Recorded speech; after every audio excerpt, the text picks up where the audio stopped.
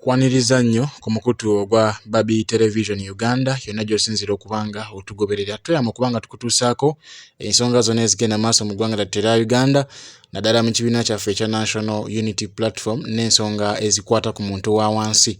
Bingi nnyo ebigenda mu maaso wano mu ggwanga wano ne wali naye ng'olunaku olwaleero anze kutuuseeko akatambi k'abasuubuzi akulira abasuubuzi akakiiko aka Federation of Uganda Traders Association omwami Kabanda John avuddeyo n'alangirira okwekalakaasa kw'abasuubuzi bonna mu ggwanga lyattu erya Uganda era nga bagenda kubanga bapreparinga actually okusinziira ku bigambo bye wabaddewo schedule gye bakoze actually Yoweri bagenda kubanga bekalakaasa bagende ku parliament bagende Nakasero bagende ku URA n'ebifo ebyenjawulo byogenda okubanga owulira mu katambi kengenda okubanga nkuwa mu bigambo oba mu ddoboozi lya Kabanda akulira abasuubuzi mu kakiiko kaabwe aka Federation of Uganda Traders Association. Wabula ebyo nno bikyagenda ddala mu maaso n'okubanga si byakubalaata era nno eno yandiba ensonga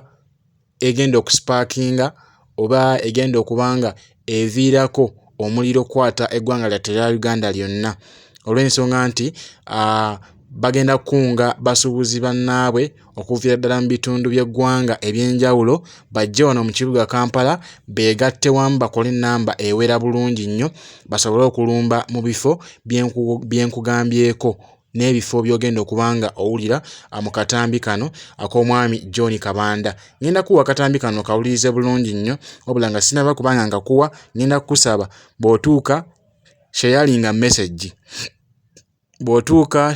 message esobole okubanga egenda mu maaso n'okubanga etambula etuuke ku buli munnayuganda ayagala shopping ebintu please jangu okikole mu budde nga tebunnatuuka ng'ennaku z'omwezi 31 omwezi guno ogw'omusanvu tuguyingidde olunaku olwaleero so tuli mu countdown ebula ennaku 30 singa Museveni tavaayo n'akola ku nsonga z'abasuubuzi omuli okugyawo omusolo gwa IFRIS n'okukendeza ku misolo emirala gye beekukkulumyako bagenda kubanga okuviira ddala nga lumu lwe bagenda okubanga batandika okwekalakaasa era alangiridde nti ennaku z'omwezi 2 omwezi gugenda kubeera gwa 8 bwe bagenda okulangirira schedule nga bwegenda okubanga etambula ey'okwekalakaasa kwabwe kwa mu mirembe nga balaga obutali mumativu ku nsonga y'omusolo ogususse okubanga guyitiridde ate naddala ne bannannyini mayumba ago ate nga be bannannyinigo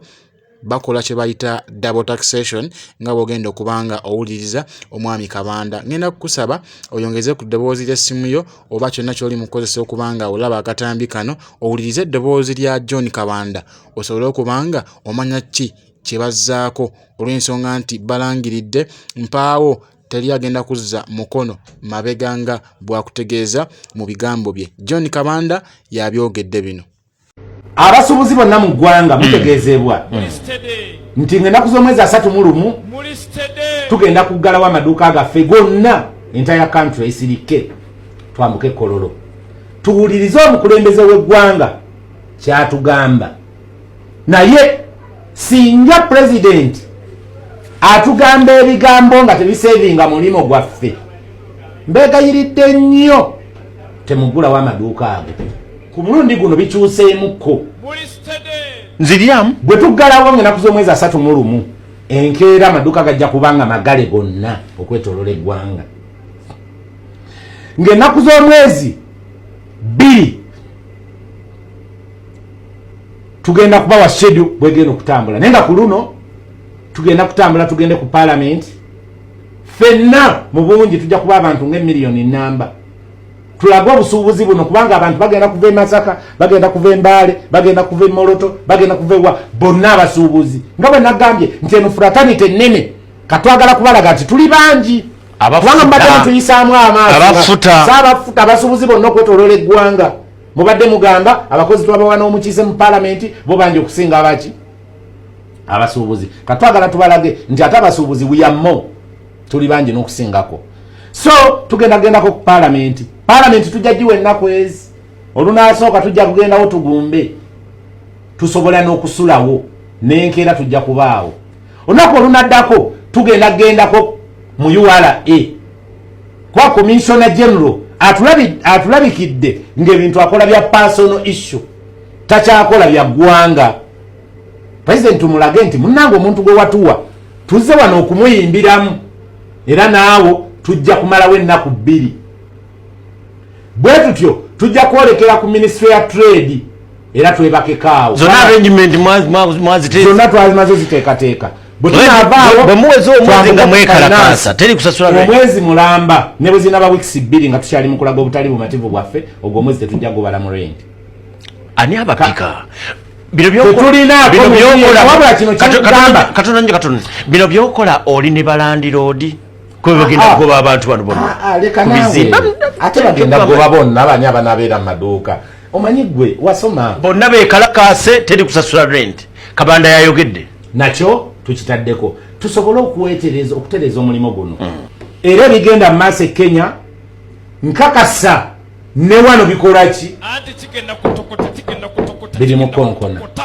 Tetugenda kukkiriza muntu yenna agenda kuyimirirawo ng'amenyaamenya obusuubuzi kubanga guno mulimu se bigenda mu maaso Kenya nga Kabanda wamu nefuta yonna yonna n'abasuubuzi bonna mu ggwanga tubiwagira newankubadde bitukosa naye ne wano bijja kubanga tetugenda kutuulanga butuuzi nga twetuulako nga fe twavuwala abaana baffe nga tebasoma bakadde baffe balwadde tetulina sente zibajanjaba abakyala batunobyeko buli kikolobero kyonna kitukoleddwako banyange muzibuka amaaso mmwe ekiva e Kampala kidda wooli mutwegatteko tulabe nga tusobola okufuna obwenkanya muli eyo wozeene waffe tebinnatuuka bijja. Tukyeyongerayo n'akatambi kano wabula munzikirize ensooke mpiseewo na kano ebigambo ebyo by'owulidde bya John Kabanda era nga yakulira akakiiko k'abasuubuzi mu ggwanga lyattu erya Uganda aka Federation of Uganda Traders Association ng'awera nkolokooto ku ebyo bye bagenda okuba nga bakola singa Museveni avaayo n'agaana okuba nga akola ku nsonga zaabwe ezibanyigiriza mu ggwanga lyattu erya Uganda bo ng'abasuubuzi. Embeera bw'etyo bw'ogiwulidde era naffe tulindiridde biki ebigenda okuba nga biddako. Ngenda kusaba oshayalinge message eno esobole okuba nga etuuka ku buli musuubuzi yenna mu ggwanga kubanga ffenna kitukwatako nga bannansi oba obigenda mu maaso mu ggwanga ffenna birina engeri gye tugenda okuba nga bitunyigamukko mu mbeera yonna oba mu ngeri emu oba endala. Katufune akatambi kano tweyongereyo nako n'oluvannyuma nja kuba nga nkomawo tweyongereyo n'ensonga. Kati nze ntambula mu bantu n'otuuka ku muntu nga tavudde na ku mpaga. Omanyi kye bayita empaga? Omanyi kye bayita empaga? Sikiwulyangako. Ye muntu abeeraawo n'asiiba olunaku lulamba nga tatunzeeyo n'agamba nneyiba mpayo emitwalo 3 gy'agenda okukozesa. Kati n'atambulira buli ssaawa nga atambulira mu mbeera yakwekubagiza. Lwaki mututeeka mu mbeera etuuka okugamba nti mu ggwanga Uganda si mwe mbeera, si mwe nzaalibwa, si mwe nkolera. Twegaana amawanga gaffe. Tulira okwejjako amannya gaffe nti sife ba Kabanda kubanga ensi efuuse ekisekererwa. Lwaki tufuuka ng'ekisekererwa? Natunulidde abasajja bannakenya nga bawanise ebipande. This is Kenya not Uganda. Kitegeeza nti twafuuka ekivumo. Nze ngenda nemeebuuza ababaka ba palamenti oba bakola ki mu palamenti. Tetugenda kukkiriza wano muntu kujja kutusaanyizaawo omulimu olw'okuba mutudde mawofiisi gammwe. Amazima ga Katonda mu ggulu mbalayirira, we shall fight until we get justice in this world. Negayirira bana Uganda mwe muyina okwebeereramu. Ebigambo byose mbayiri abasuubuzi bakulaba nga kamera tenda bakuvaako bigambo kibyo bagamba. Abasuubuzi mwenna mwena okwetoloola eggwanga mbaagala nnyo ne bana Uganda mwena okutwaliza awamu. Akaseera ke tulimu kano kakwenunula. Kale waliwo kyotawulidde bulungi. Akaseera ke tulimu kakwenunula nga bannayuganda. Bannakenya bo achievement yaabwe ewedde bamaze okwenunula ku financial bill eya 2024 bagiwonye bagikubye egendedde ddala tegenda kudda yadde nga bakyalina demands endala ze bataddewo era ze balagidde president waabwe William Ruto. Naye ngenda kusaba otambuze message eno sharing nga bw'osobola ku mitimbagano egy'enjawulo esobola okuba nga etuuka ku buli Munnayuganda oba naddala okusingira ddala abo abasuubuzi b'omu kibuga Kampala.